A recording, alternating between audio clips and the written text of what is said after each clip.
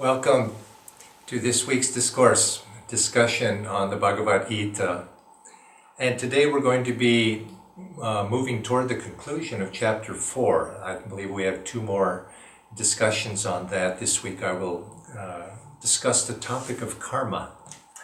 And I'd like to begin by our reading on chapter 4, stanzas 37. And I would like to also remind you that, as we always do with these discussions, if you have questions on today's topic, please feel free to write them in, and I will try to address them as we have our discussion today. Or if I can't get them today, certainly I will email back to you an answer to whatever your question might be.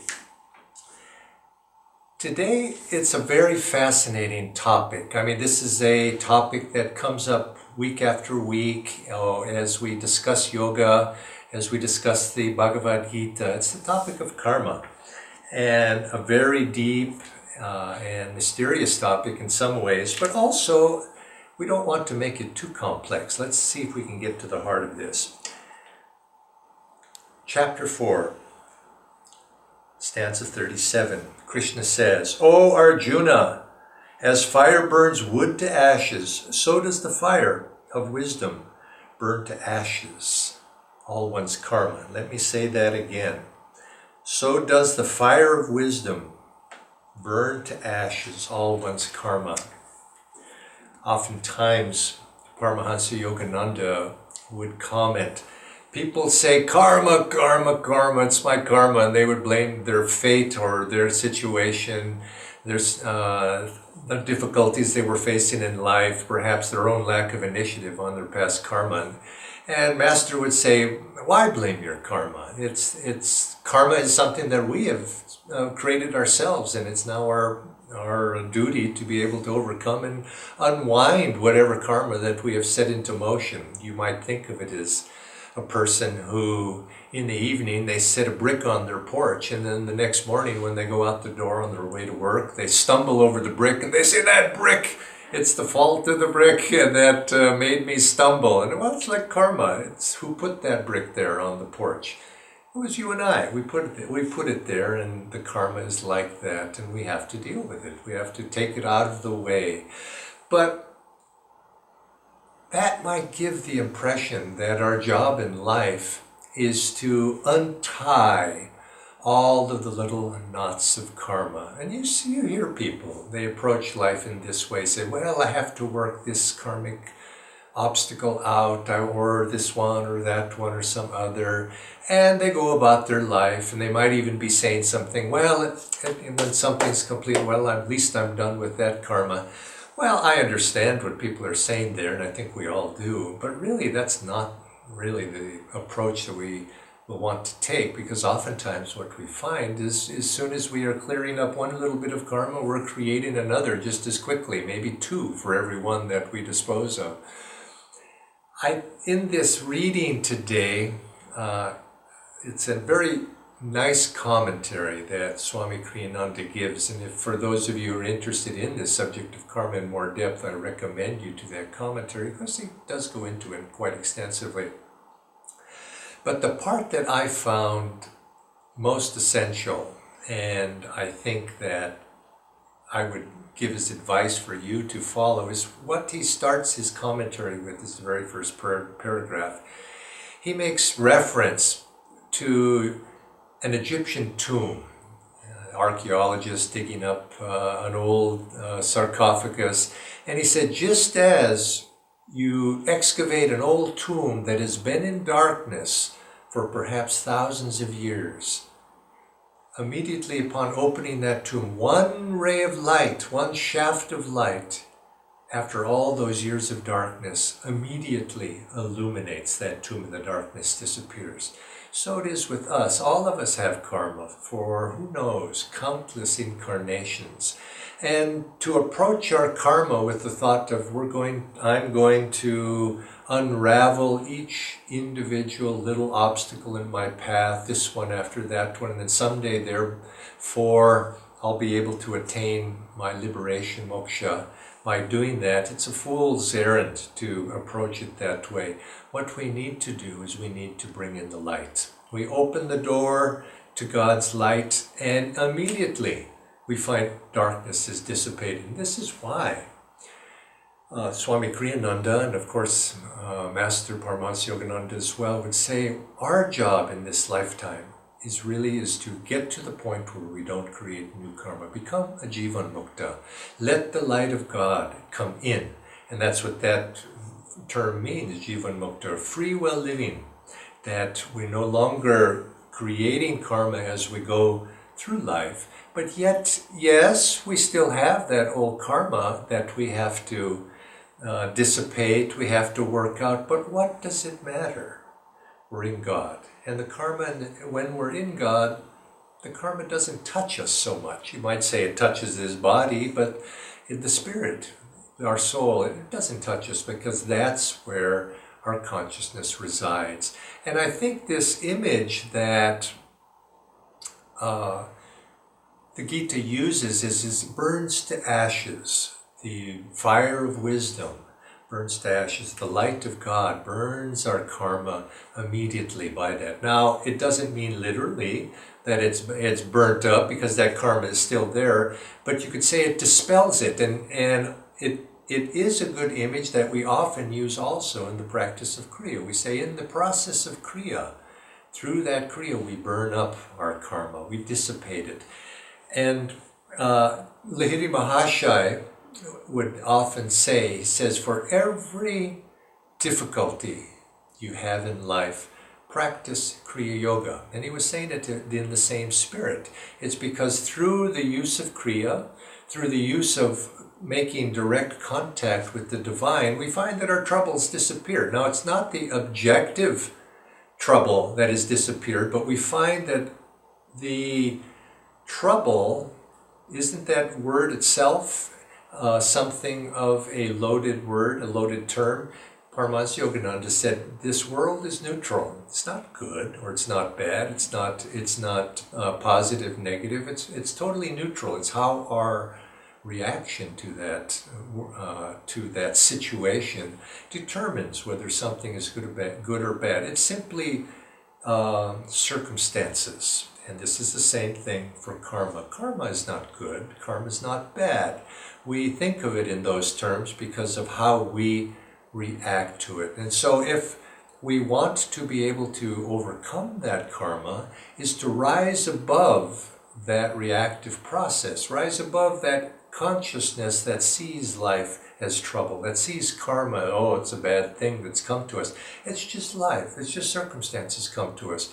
When we can remove our sense of I am the doer, you and I, we're the ones that are doing this, and we rise above that, we find, and in that consciousness we find freedom. It's attitude. This is the great thing to learn on the spiritual path. Many people, we see life in terms, again, I say, is in all of these various troubles, and we'll have to deal with that one, I have to deal with that one, I have to deal with that one. But your life can change today, this very day, this very meditation, next meditation. Change your attitude and the life, everything else disappears. Everything begins to work for you.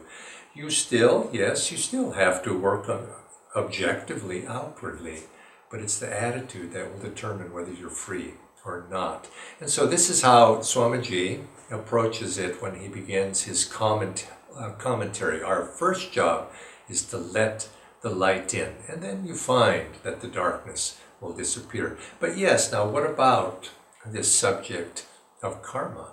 Karma is there. Yes, it is. What is it? Well, karma, as I say, it's simply a fact of this universe, action, reaction. It's the great law, you might say, of this cosmic physical universe, of this created universe, not just the physical. For every action, there's an equal and opposite reaction. Conservation of energy, perhaps, is another way to say it. And so something happens and something reacts to that. But what makes it important or pertinent to us is that we think of it in terms of karma, in terms of it sticking, that reaction of sticking to us. is when we are embodied as a soul, identified with this body, when we're identified with this world around us, this delusion of the ego is created subtly in the astral body. And so consequently, those actions and reactions, which are just happening in this world, and are not necessarily, if we have no ego, they're just actions that are happening.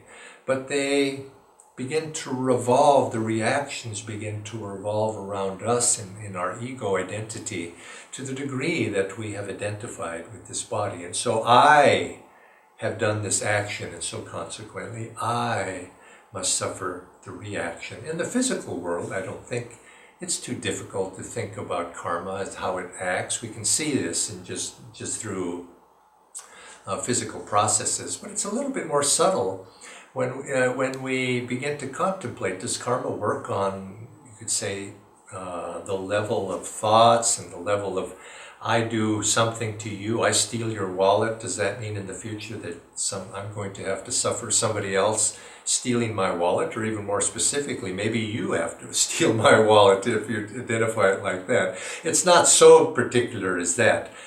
But yes, we put something into motion like that. We take from another person, for example. We take something from others.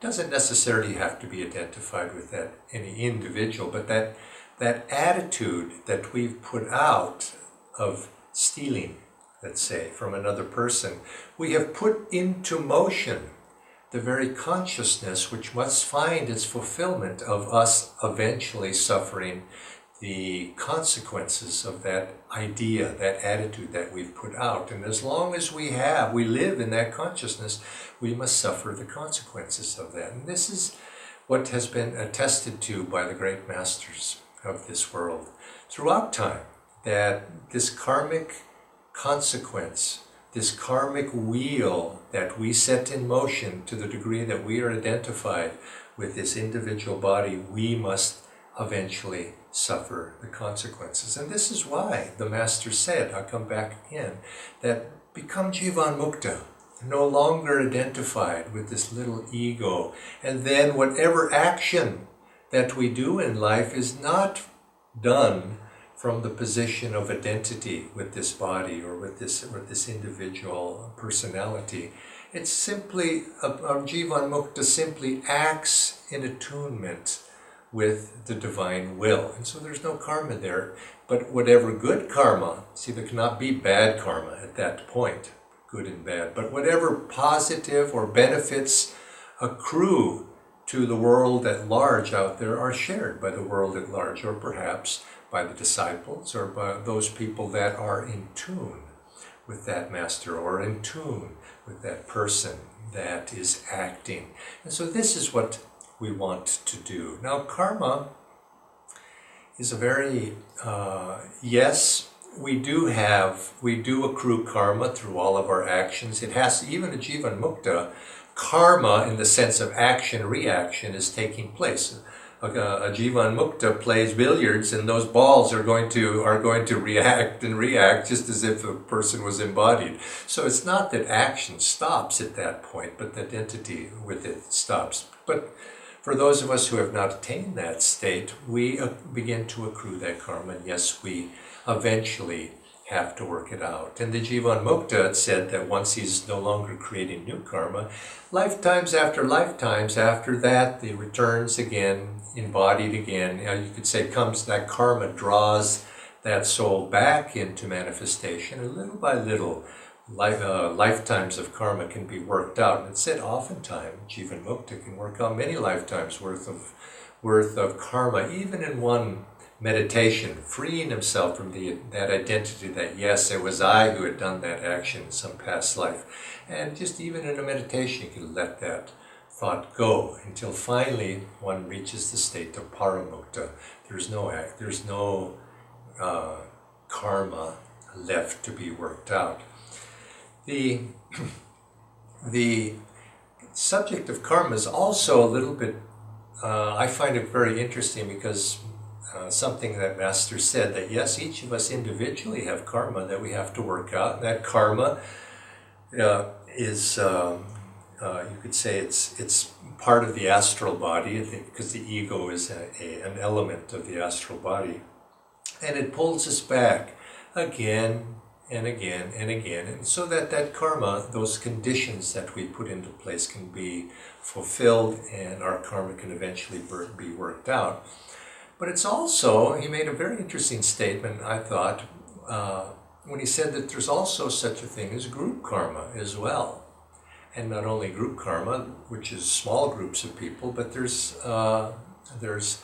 national karma as well. And that we find, or mass karma is the word that he used, that we find ourselves influenced, our individual karma is intertwined with the karma of a larger group. For example, I'm a acharya, member of Ananda Sangha, and Ananda Sangha itself has a large group of people. The Sangha, we too have a certain karma that has been put into play, and I'm influenced by that karma as well. And in the same way, I'm either American or Indian or what it might be. That too, that nation has a karma that we all participate in, and to some degree we all reap the consequences of that karma as well. Master said an interesting thing about America. He said generally, when he went to America, he said generally America has very good karma. He says, but it has some bad karma too. And he gave an example of Americans in the early years, how they treated the Native American people in America. And he says because of that, America would have to suffer in some way or another. And the same way, he said about the Britishers, he said because of their history of colonialism, that ultimately that too would come back to affect them. Well, just as in this karma, whatever it might be, can be ameliorated, just like any individual can ameliorate their karma as well, can soften the karmic repercussions, either on an individual level or on a group or on a national level. I think perhaps the best way to ameliorate that karma is to, as I said, is to be in God. Because even though, for example, a ball is put into motion, a pendulum is put into motion, and the law of karma, action-reaction, will require that ball to come back, and perhaps you're in the way of that ball, and you find that the ball strikes you, and it can be painful. Well, if you're moving toward that ball that is coming toward you, you're going to suffer more than if you're moving in the same direction of the ball, and then the ball merely touches you in that way. And so it is individually, if we put ourselves more in attunement with a divine flow, we find that the karmic consequences in our life just merely graze us. That's one of the messages that we get from that story of the autobiography, where Babaji is in the mountains with a group of his disciples, and he takes a burning brand out of the fire and he touches one of the disciples and burns him, causes a burn on his body. And some of the other disciples are very aghast at him. Why, Master? Why would you burn your disciple like that? And he said, and Babaji replied, well, would you rather see him burnt completely, emulated in a fire, which was his karma, but through the intercession of Babaji, he just merely had a small burn on his body. And so, in this way, his karma, he had to suffer it, but it was softened because he was in attunement with the divine, in this case, with his guru, with Babaji. So consequently, we put ourselves in attunement with something larger than ourselves, something divinely larger than ourselves, and we find that we have protected ourselves. We gain the grace of the Guru, in this case, the Guru's grace. If we put ourselves in attunement with his ray, we find that the Guru, that ray absorbs that karma, and we're just touched a little bit by it. But even anything that we do positively in life strengthens our aura and allows us to absorb whatever the negative consequences that may be due to us. Also, very consciously, if we know that we have negative traits, let's say We have karma from past lives that we don't perhaps know about, but we may have a sense of our personality, perhaps things that have determined some negative traits within us. Or we can look into this life, things that we've done in the past. I know from time to time I remember things that I did in my youth, and I go, oh, what's the consequence of that?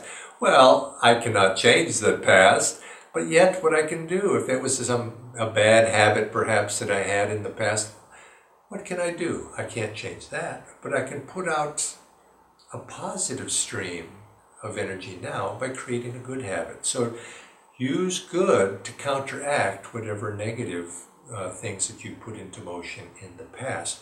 Create a positive aura around yourself now, and you'll find that the past will just barely touch you.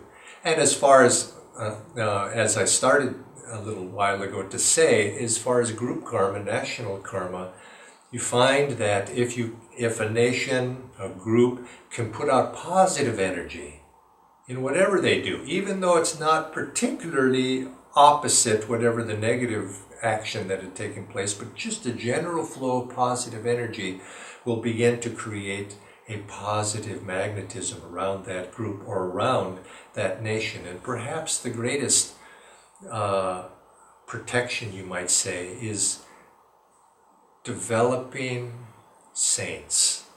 In any nation that develops and is able to produce a great saint, such as Paramahansa Yogananda, is going to be protected from a great deal of negative karma. And if we look at the history of India, we see that it has been a land of saints. Throughout the ages, those saints have arisen. And this is perhaps why, although India has had invasions and conquerors have entered into the country, and it's had its troubles over the years, yet nevertheless, you see that there's been an unbroken cultural tradition for many, many thousands of years that has been able to sustain and preserve that culture. And so it's the protections of the saint. Any nation that can produce a saint is going to be, to some degree, be able to be protected. And so if we take that principle and we take it and apply it to our own life, or perhaps we take and apply it to our work. I think of it in those terms of a spiritual work and being able to serve Master's work. Our job as disciples of a great Master such as Paramahansa Yogananda is to know God. And if we want to really serve our Master, we have to be able to uplift our consciousness, to be able to create that divine vibration. And then his message will be fulfilled. That is our job, is not to do good works alone. Now, I don't mean to denigrate good works, but the great work that we have to do is to purify ourselves and to become a window through which light can enter into this world. And this is going to take the efforts of all of us who aspire. If we're watching this video today, it means that you too have that aspiration to want to bring light into the world. And yes, we have to do something in life. We have to work outwardly. And so if that being the case, let's do something good outwardly with our life. But remember, the real work we do, the real effort to bring light into this world is to know God, is to be a channel for divine vibrations. And whatever outward service that comes from that will be in tune with God and will be the right thing for each of us to do. Remember, Sri Yukteswar, everything in the future will improve if we make the right spiritual effort now. There's a story that just to keep in mind also, that don't feel that your karma is going to burden you or that you can't overcome whatever obstacles you are facing. Remember from the autobiography, Master who has his horoscope was predicted that he would be married. What was it, 3 times that it said that he would marry? I guess that implies that he would be a widower. And he said no. He says the stars may indicate that, but God is not bound by his law. God is above the law.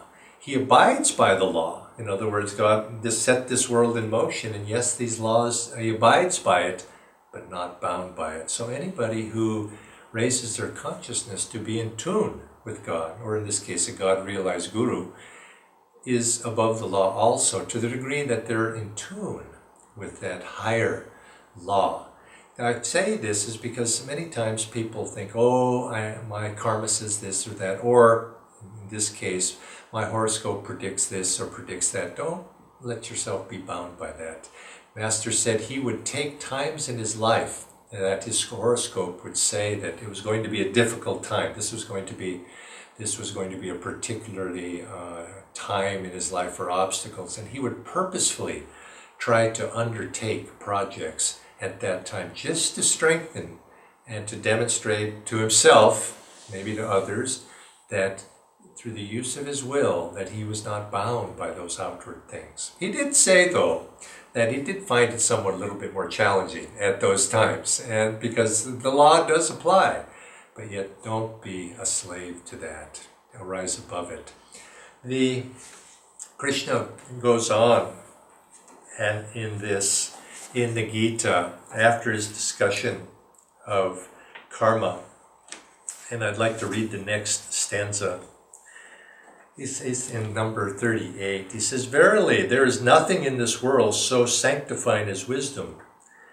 In due course of time, every devotee who is successful in his practice will realize in his own self of the truth of this statement." Now, that, of course, is very encouraging. You will realize this to be true. Who, once you become successful, you see, yes, this is true. And it gives hope that we can realize this for ourselves through the practice, through the pursuit of wisdom. In this case, think of wisdom as that light coming into the darkness of the tomb. But the real one I wanted to read was this next one, which is number 39. "The person of devotion who is engrossed in the infinite, having brought his senses under control, achieves wisdom and gains that which he knows at once to be perfect peace." Krishna makes it sound so very simple. Now, I could say after saying that, I say, well, but it's not so simple. But yes, it is. It is quite simple. Think of what he says here. The person of devotion who is engrossed in the infinite. The person of devotion who is engrossed in the infinite. That's all it takes. Having brought his senses under control, achieves wisdom. He doesn't make it complex. He makes it actually quite simple. Just immerse ourselves in God. Why does it seem so difficult? Master said that if we could be free just in an instant, if we could convince ourselves to be free, just change our attitude, and we find that God will come to us right there. He's not far away. He's right there. It's up to us to be able to change that. And the implication here is that what we need to do is simply get a taste for God. Simply taste. And if we have that taste of God, we'll want nothing more. God is simple, all else is complex. And so how do we get that taste? Just get a little taste of God. And this is why we meditate. Oftentimes people are discouraged to take up the path of meditation because they look at the great saints, they look at Master, they look at the hard work. Yes, he had to go through.